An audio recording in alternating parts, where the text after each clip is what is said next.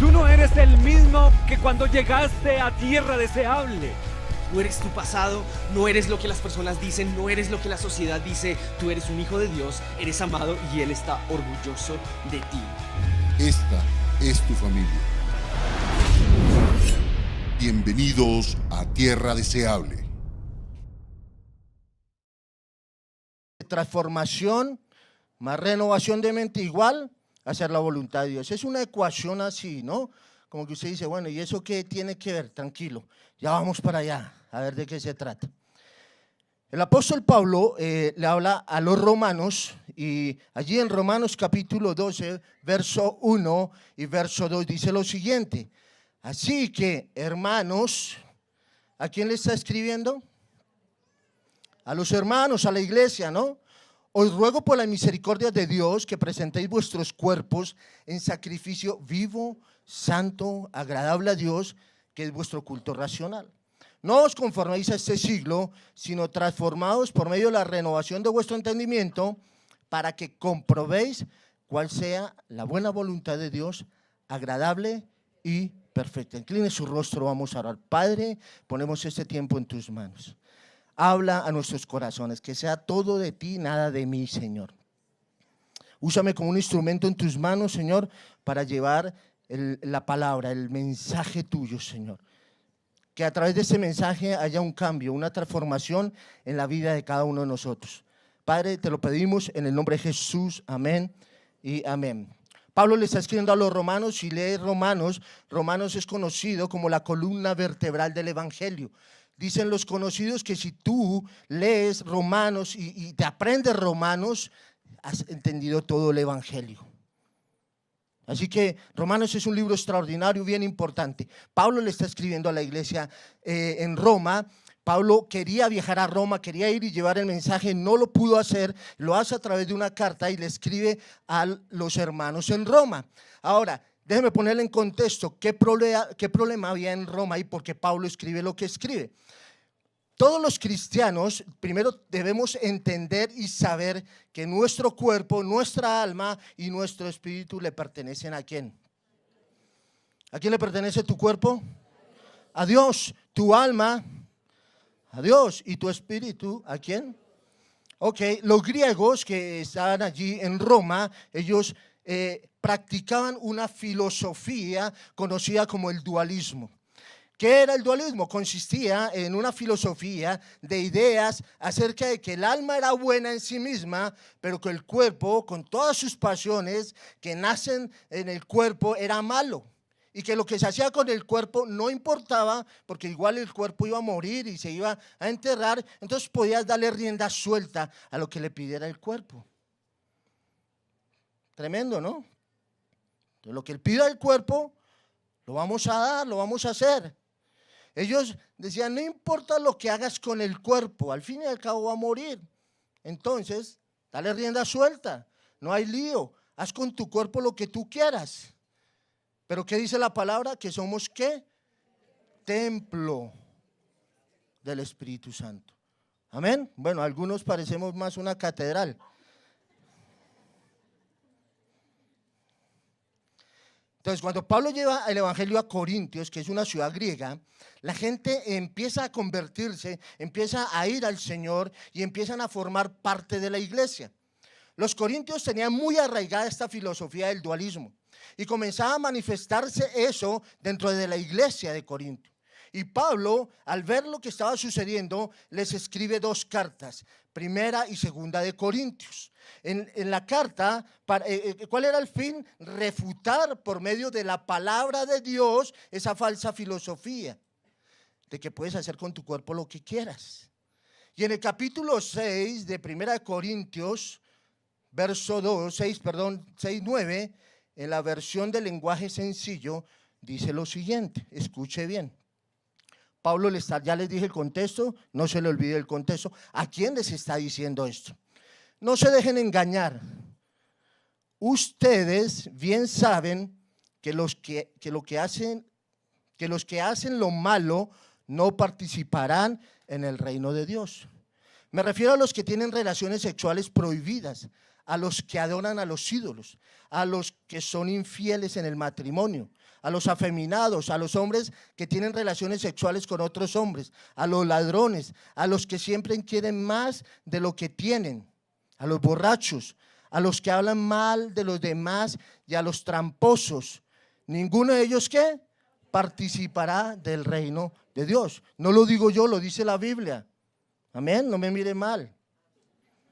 Verso 11. Y algunos de ustedes eran así, pero Dios ¿qué? Les perdonó esos pecados, los limpió, los hizo parte de su pueblo. Todo esto fue posible por el poder del Señor Jesucristo y del Espíritu de nuestro Dios. Verso 12. Algunos de ustedes dicen, yo soy libre de hacer lo que yo quiera. ¿Se han oído eso? ¿No? Mi cuerpo es mío, me pertenece, yo hago con él lo que yo quiera. Tranquilo, Corinto, tranquilo. No es así.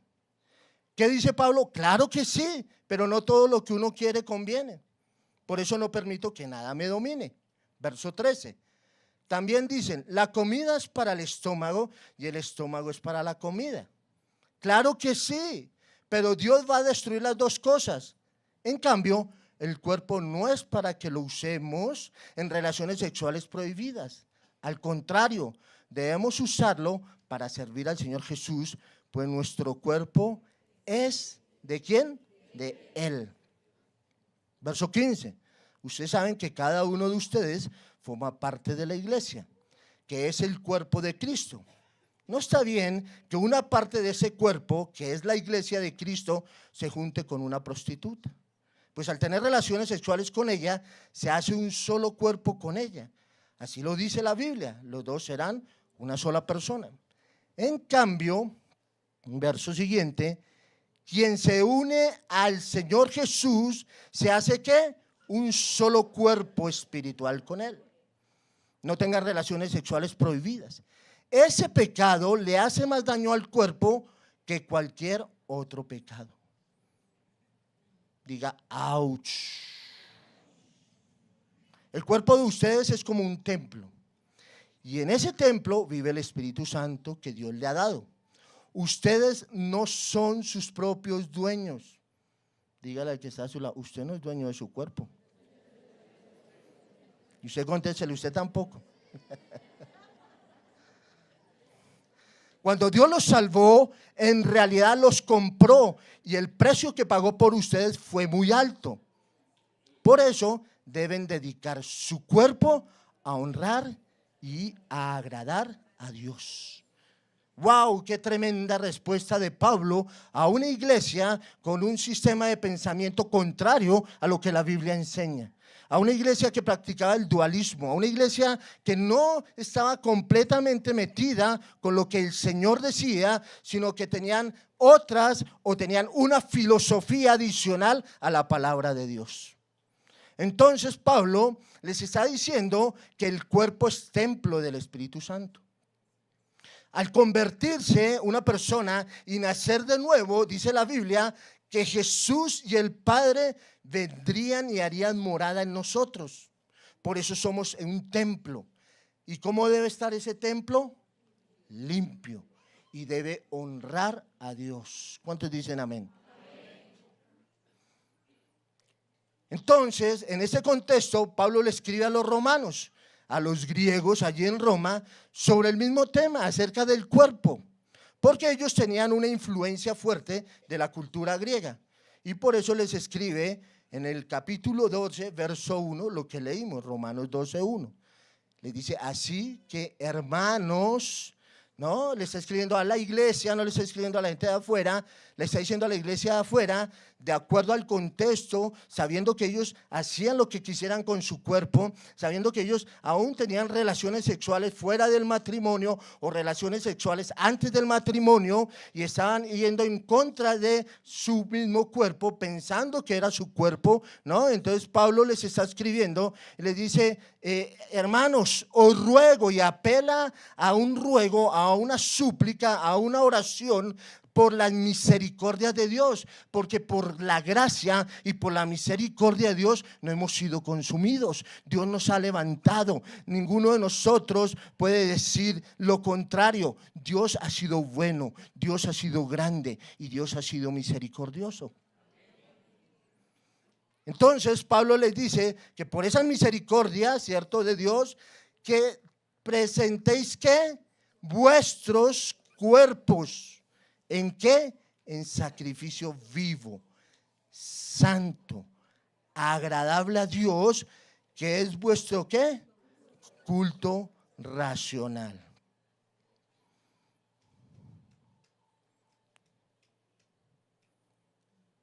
Amén.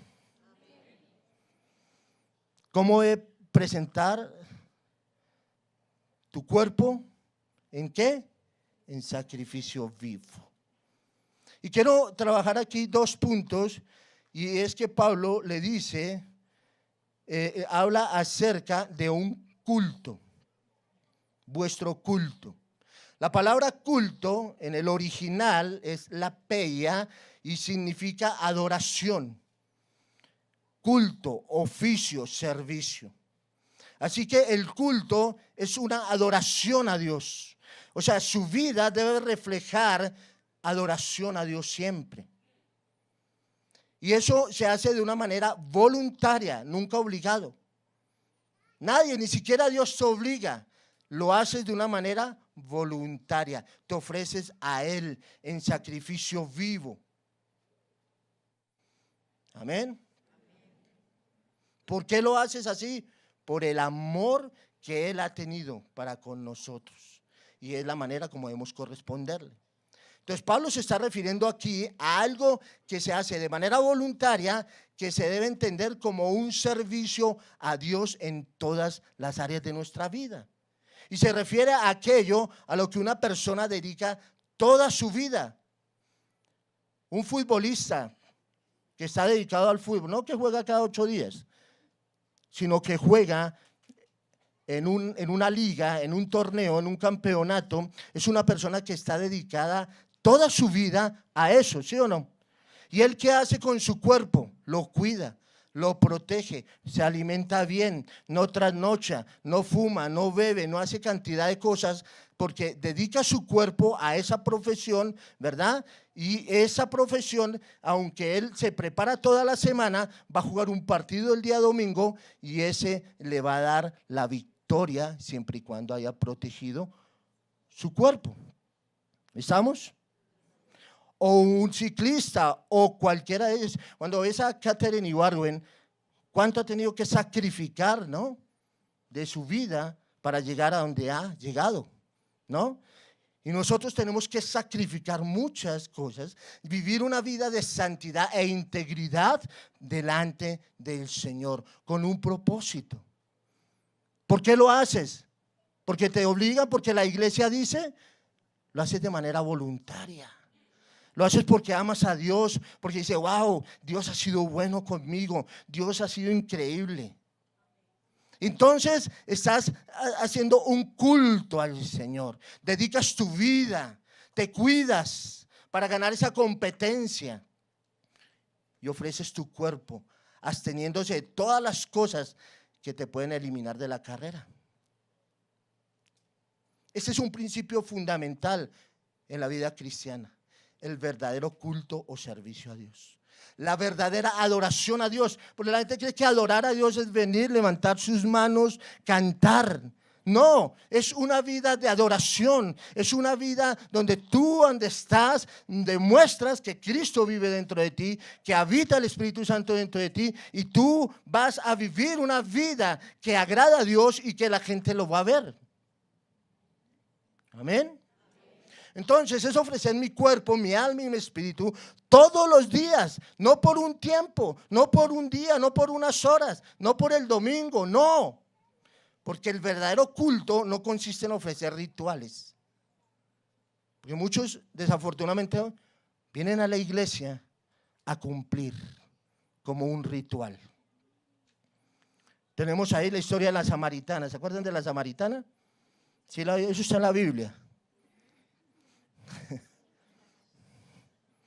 Resulta que esa mujer se encuentra con Jesús, samaritanos se odiaban con judíos, se encuentra allí, ella va allí a sacar agua, parece que siempre llevaba allí un balde para sacar agua, ese balde tal vez era el instrumento que ella usaba para buscar marido, dice la Biblia que 5 maridos había tenido, Jesús la confronta, ¿no? Entonces ella llega delante del Señor, tienen una charla, entablan una charla ahí, y entonces ella le dice, el Señor le dice que si ella bebiere del agua que Él le da, nunca volvería a tener sed. Entonces cuando el Señor le ¿quieres beber de esa agua? Ella le dice, yo quiero beber de esa agua. Le dice, ve y trae a tu marido. Y ahí mismo ella le cambia, y ahí mismo se vuelve ella creyente. Oh, Señor, en ese monte no es que tenemos que adorar, no es allí donde, no. Cambia su vida. Jesús confrontó su vida. Ella venía a adorar allí, a un lugar, venía a cumplir un rito. Y el Señor la confronta y le dice, ¿sabes qué? La adoración que tú das es incompleta. Porque 5 años marido, es más, tienes 6, porque el que tiene ahorita tampoco es tu marido. Y sabes, Dios confrontó a esta mujer. ¿Cuál era el pecado? Ella había tenido muchos maridos, pero ¿qué era lo que ella estaba afectando más? Su cuerpo. Amén. Así que, hermano, Dios te dio una mujer, y esa mujer que Dios te dio es hasta ¿qué? Hasta la muerte, ¿sí o no? No hasta que ella se engorde. Entonces el verdadero culto es vivir. Entonces, ella no vivía una vida de adoración para el Señor. Ella iba y cumplía un rito, ¿no? Entonces la adoración a Dios es en cuerpo, alma y espíritu. Es una adoración y un servicio a Dios diaria. No es un ritualismo, no es por cumplir. Muchos dicen, yo ya cumplí, yo ya le cumplí a Dios. Y piensan que con venir a la iglesia y cantar y ya cumplieron. No, tú tienes que salir de acá porque tú eres la iglesia. Y sabes, la iglesia no es este lugar, la iglesia eres tú. Y tú eres el que adoras y tú eres el que debes llevar una vida de consagración delante de Dios y llevar una vida de integridad. Entonces cuando todos se van, la iglesia sale de este lugar. Amén.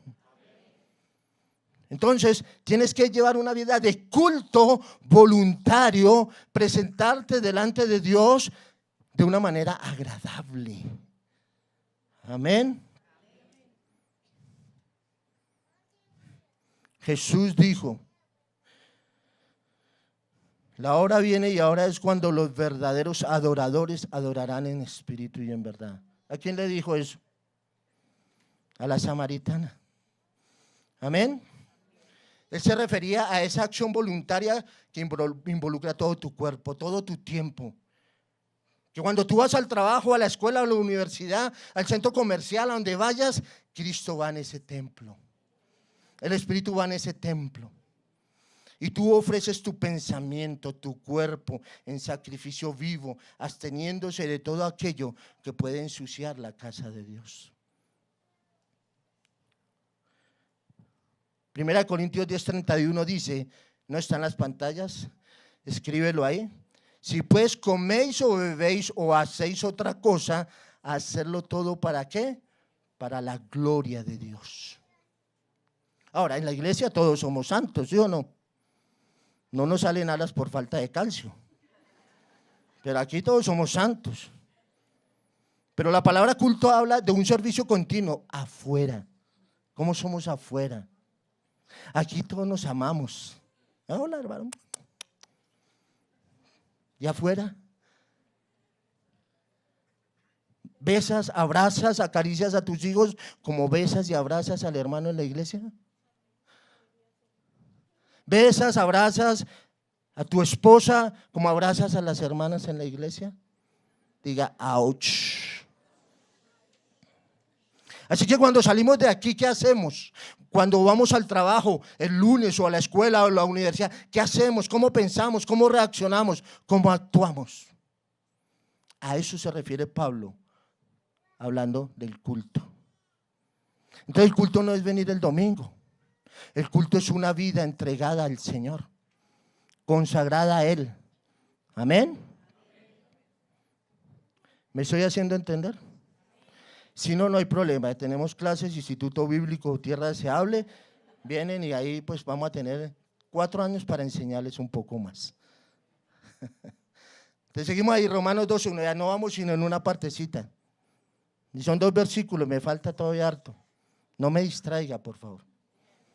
Romanos 12:1 dice, así que hermanos, os ruego por las misericordias de Dios que presentéis vuestros cuerpos en sacrificio vivo, santo, agradable a Dios, que es vuestro culto, ¿qué? Racional.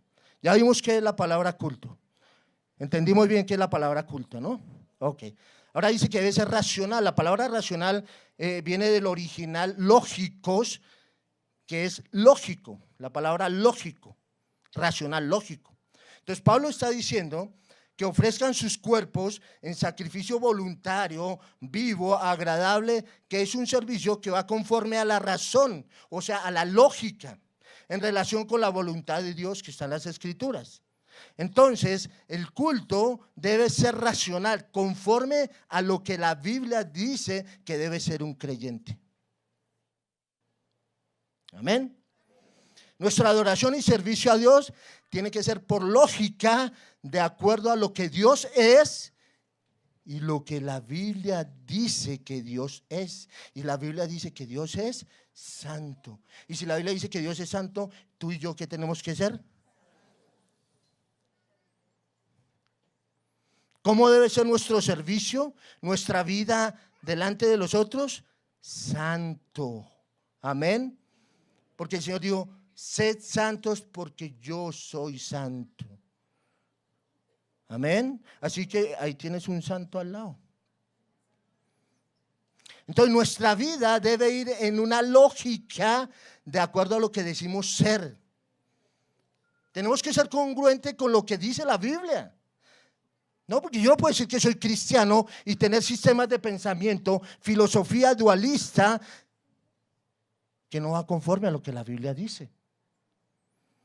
Todo sistema de pensamiento, toda filosofía que no va conforme a lo que la Biblia, que va en contra de lo que la Biblia dice, pues yo tengo que estar en desacuerdo con eso.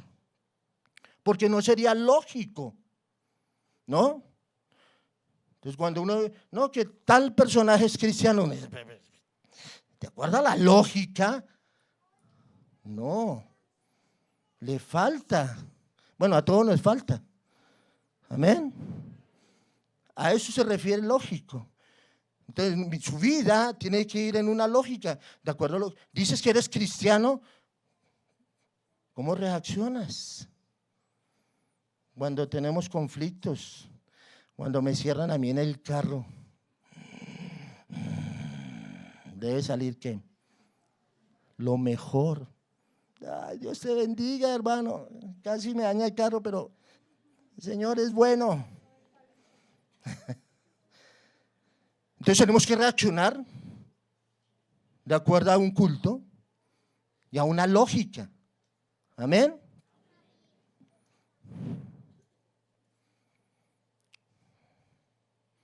Entonces nuestra vida debe ir en una lógica de acuerdo a lo que decimos ser. ¿Qué somos? Cristianos. ¿Qué somos? Ok, entonces nuestra vida debe haber una lógica conforme a lo que decimos creer. ¿En qué creemos? En Dios y en su palabra, en Jesús. Entonces tenemos que ser razonables y lógicos en ese sentido. Si en la oficina están echando cuentos y echan cuentos de altísimo calibre y yo, después ese que echó el chiste está pasando por un momento de aflicción y entonces yo le digo, ven, yo oro por ti. ¿Y ahí qué te va a decir? ¿En serio, hermano? ¿Sí o no? Como que no es lógico, dice el tipo.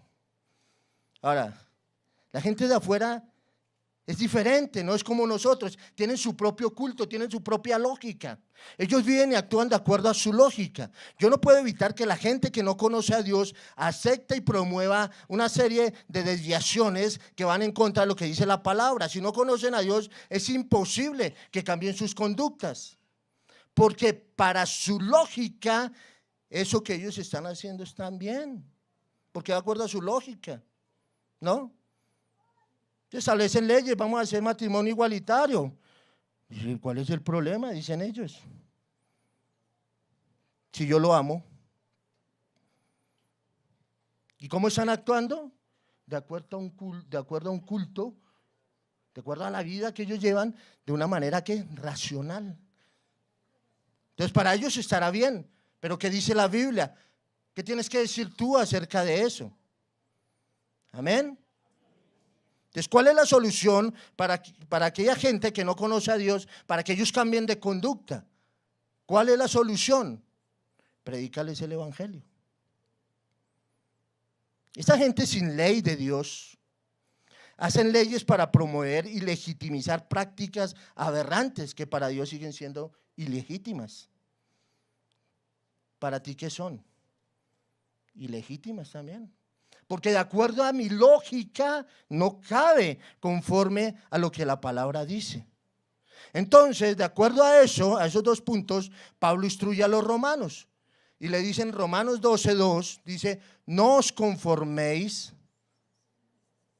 La palabra es subjetimazo, conformarse, de donde viene la palabra esquema, representación mental o imaginaria de un proceso en el que aparecen relacionadas de forma lógica sus líneas o rasgos esenciales o conceptos que hacen que vayan en una lógica. Entonces no se conformen, no se mimeticen, no se amolden. Le dice a los romanos, ¿por qué? Acuérdense que los romanos tenían un sistema de pensamiento dualista. Amén. Entonces les dice, no se conformen a este siglo, no os conforméis, no os mimeticéis, no sean hermanos plastilina, que se hace como se quiere. No, manténgase firmes. Debe haber una lógica conforme a lo que la palabra dice. No se adapte, no se adecue, no se acomode, no se amolde. Porque el esquema para nosotros es ¿qué? Diferente. A este siglo. ¿Qué siglo hay? Un sistema de pensamiento contrario al pensamiento del mundo. Perdón, al pensamiento de Dios. Entonces, la gente que no conoce a Dios no se conforma a cómo vive la gente de este mundo que conoce a Dios. Para ellos es absurdo que uno tenga una mujer durante 30, 40 años de matrimonio. Y dicen, no, es ridículo, ¿no? Yo no me puedo conformar a lo que el sistema de pensamiento del mundo me dice, a los esquemas del mundo. Ahora, los esquemas de ese mundo son cambiantes, volubles, inconstantes. Sus acciones son según el pensamiento que gobierna las mentes de las personas en su actualidad. Es muy diferente como pensaban hace unos años los abuelos y los padres de nosotros, o hace 50 años, a como piensa un joven hoy. ¿Sí o no? Respecto a la vida, la sexualidad, la libertad, es muy distinto. Entonces ellos lo que dicen es, no, es que como el hombre va evolucionando, entonces hay que ir cambiando los esquemas constantemente, hay que hacer una transformación, hay que hacer un cambio, empiezan a hacer cambios desde las leyes, empiezan a cambiar la constitución, empiezan a cambiar todo, acomodan sus leyes, porque es que ya el sistema de pensamiento es diferente, ya hoy somos más open mind, you know. Oh, qué chévere, mira, ya nos parecemos a los europeos. Sí, matrimonio igualitario, no, pues ¿cuál es el problema, no? Ya estamos pareciéndonos allá a los españoles y a esa gente que dice, bueno, ese sistema de pensamiento yo no me puedo conformar a eso. Debemos ser firmes y constantes en los esquemas que Dios estableció para nosotros. Amén. Para nosotros los cristianos, ¿cuántos son cristianos? La palabra de Dios nunca cambia. La palabra de Dios nunca cambiará su modo de pensar, su significado. Tiene un esquema perfecto, incambiable, inviolable. No es como la constitución política que se le puede cambiar. Cielo y tierra pasarán, pero mis palabras nunca pasarán. La Biblia es nuestra carta magna. Aleluya.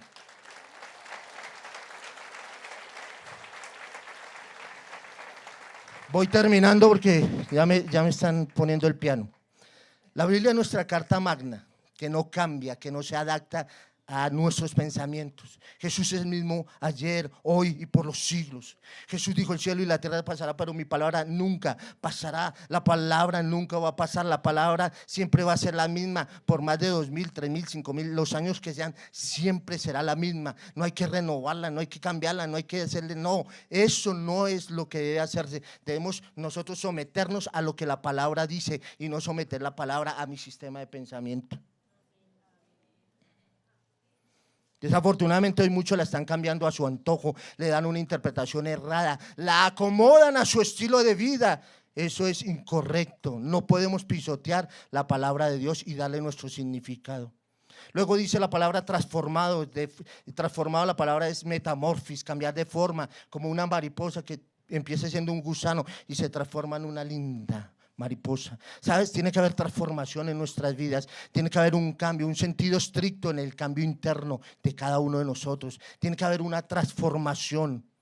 De haber un cambio de carácter, de pensamiento, un cambio lógico de acuerdo a lo que es un cristiano. Y debemos vivir bajo la influencia del Espíritu Santo. Aleluya. ¿Cómo se da todo esto?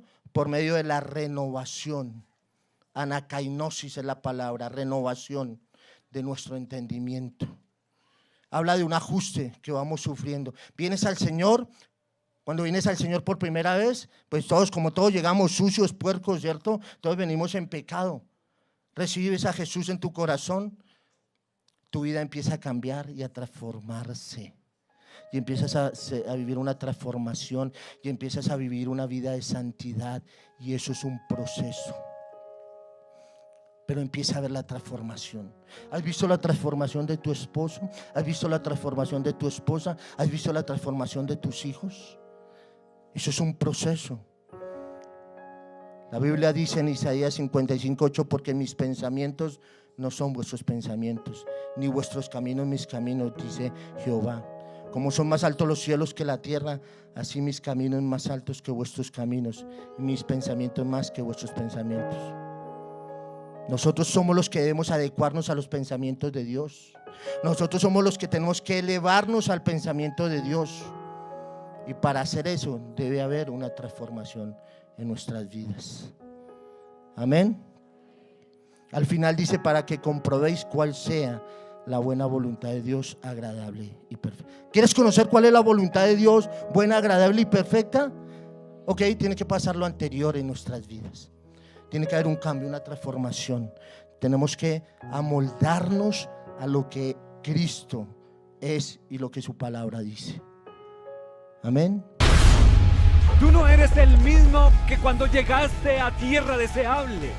No eres tu pasado, no eres lo que las personas dicen, no eres lo que la sociedad dice. Tú eres un hijo de Dios, eres amado y Él está orgulloso de ti.